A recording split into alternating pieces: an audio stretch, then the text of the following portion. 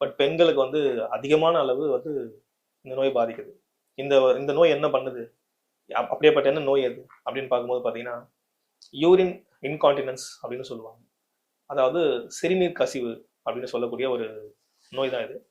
இந்த சிறுநீர் கசிவுன்றது வந்து பார்த்தீங்கன்னா, பெண்களுக்கு மட்டும்தான் அதிக அளவில் இருக்கு. அது எதனால?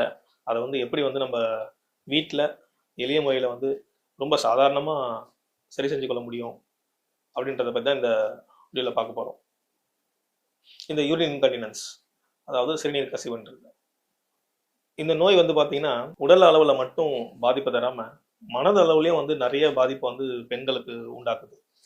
நம்ம இன்னைக்கு நிறைய பேரை வந்து பெண்கள்கிட்ட சொல்லக்கூடிய விஷயம் பார்த்தீங்கன்னா, நீங்கள் தன்னம்பிக்கையாக இருங்க, நம்பிக்கையோட மேலெல்லாம் பண்ணுங்க அப்படின்லாம் சொல்லுவோம். அந்த தன்னம்பிக்கையை ரொம்ப சிதைக்கக்கூடிய ஒரு விஷயமா வந்து இந்த சிறுநீர் கசிவுன்றது வருது.